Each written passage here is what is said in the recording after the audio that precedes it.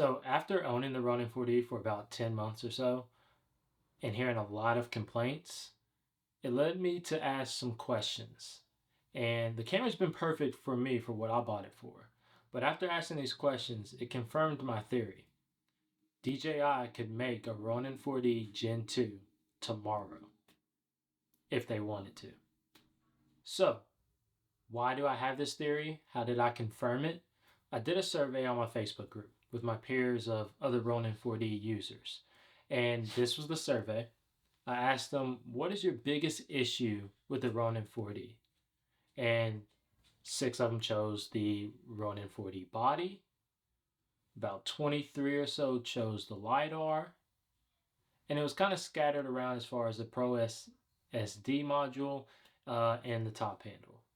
So, yeah, this kind of confirms my theory. But before I talk about it, let's talk about the results. Okay, so the results are in. Let's check them out. So we'll start with the least votes and we'll work our way up. The focus motor, transmission unit, and the TB50 battery all got 0 votes. No one voted for those. So everybody that uses this camera feels like they don't really need improvement on those accessories, which I can agree with. There's people that have said, oh, I wish a V-mount could go on it. I have gotten great battery use out of the TB50s, for me at least. I hear there's a TB55 that's even bigger, and it does work for the 4D, so battery life doesn't seem to be an issue from people using the Ronin 4D. So the top handle got 1 vote. And that kind of surprises me. I mean, the top handle is actually very ergonomic. It's in a great place. It's well balanced, I believe so. And I think all this is said to be true, or more people would have picked it. I think one thing that DJI could improve on with the top handle is I think there should have been a record button instead of a mode button.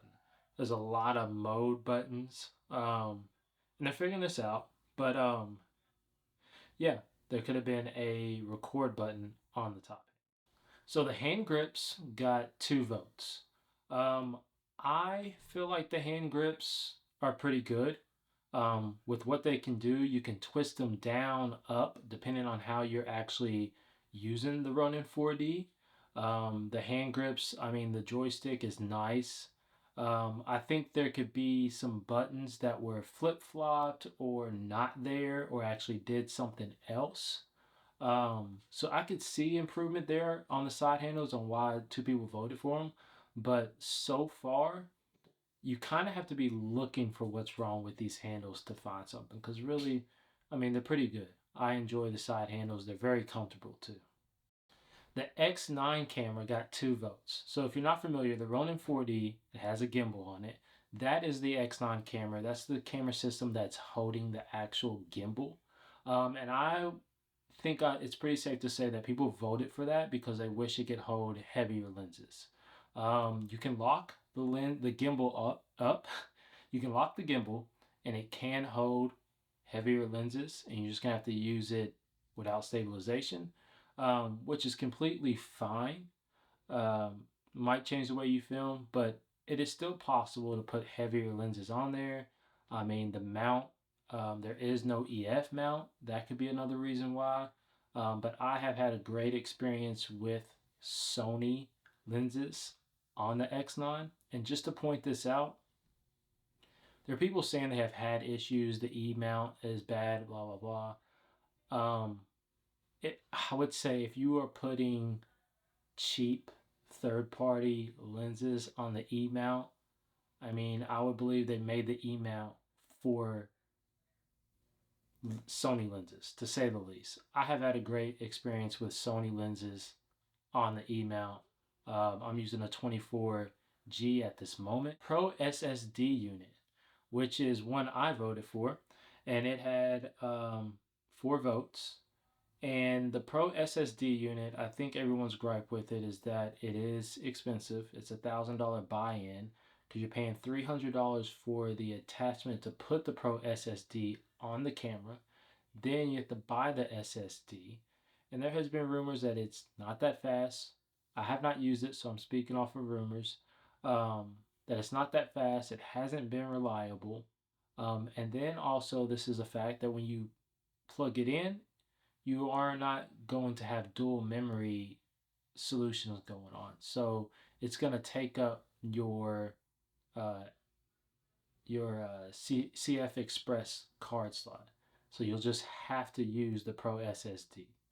I think another gripe with it is that it's kind of like a paywall to use what the camera is advertised to do, and I completely understand that. I agree with it. They could partner with SanDisk and use the Pro Blade, and just let someone else be the pro at storage that works for the Ronin 40, and it would be a happier place for everybody using this camera. So the Ronin 40 body got 6 votes, and I reached out to these individuals individually, and I asked them, why did you pick the Ronin 40 body? And I kind of already figured where this was going.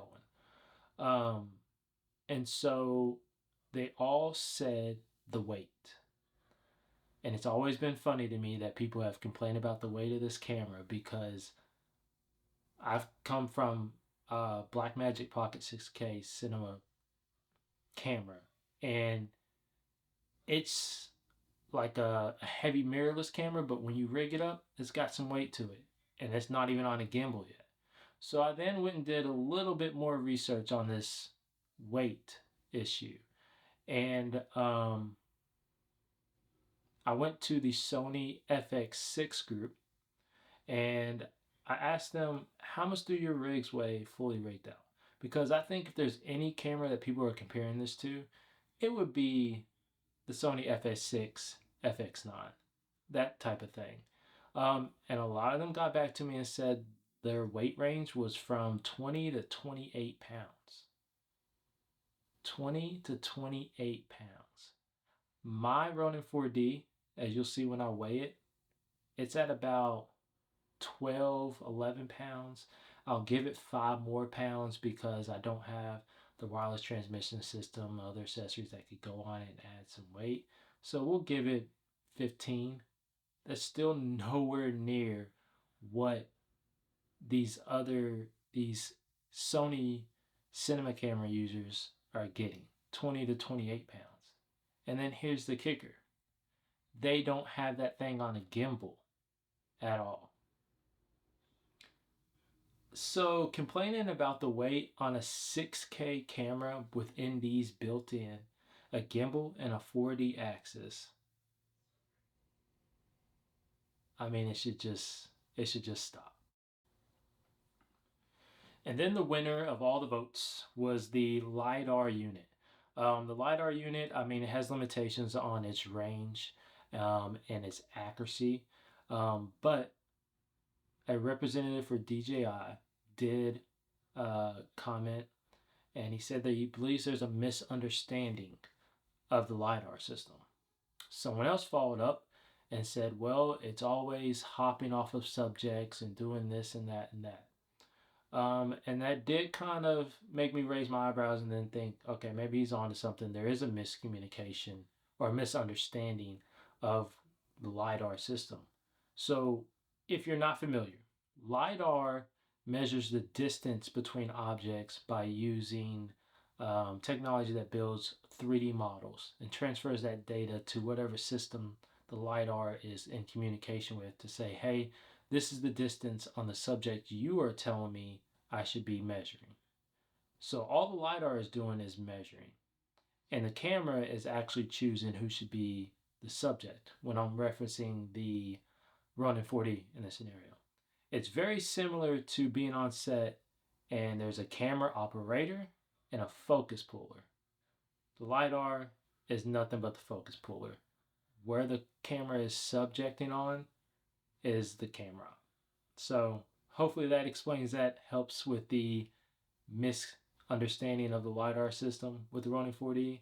But that goes back to why so many people voted. And I think it's the range that they're upset with. I haven't had terrible issues.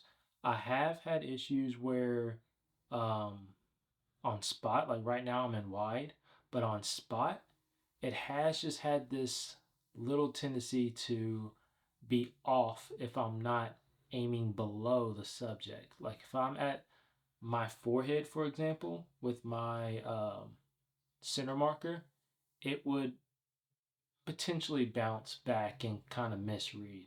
Also, on a car and there's light reflection, it would kind of get a misreading because of the light that's bouncing back. So it is definitely subject to what you are doing with the camera. Um, I would always recommend where this is a cinema camera now. Let's get used to this manual focus and let Lidar be just the luxury that we get with it. So. But what you stuck around for is okay, so how does this mean there could be a Gen 2 version of the Ronin 4D? I'll tell you. Okay, so here it is. If DJI wanted to, they could come out with a Gen 2 version of the Ronin 4D tomorrow.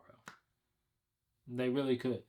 Because if you take the survey that I just did, all of the complaints about this camera, because weight really isn't a technical complaint about the camera, it's more of a personal preference and how you're using it and what you're doing to set yourself up for success using it.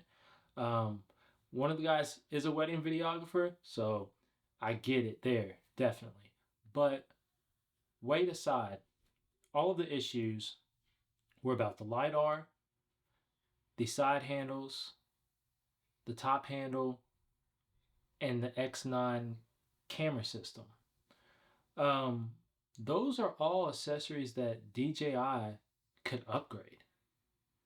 Like they could make new versions. They could discontinue the side handles and say, hey, we're coming out with a version 2. And they just fix all those problems. So you're literally looking at a camera that if the only problem is weight, and we'll put that aside and say, okay, there's no problems with the actual body of the camera, DJI could just continuously make this camera better by coming out with different versions of the accessories as technology changes, as they get better at making it. There could be a new LiDAR every year to keep up with how we're using this camera and just make it better and better. It's already 6K, it's already 8K, so it's future proof.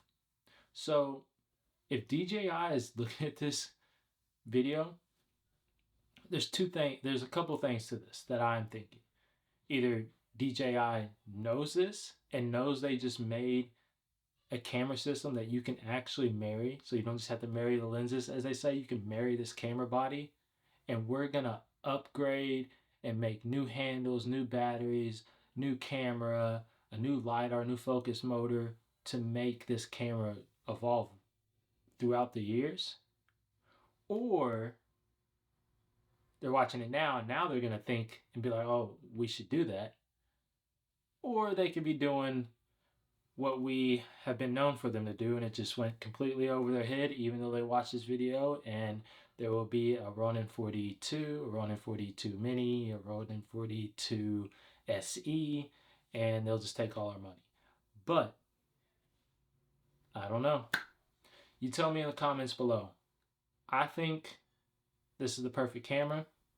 If there's any problems with it, all these accessories that are detachable and can be upgraded can just be upgraded and make the camera better.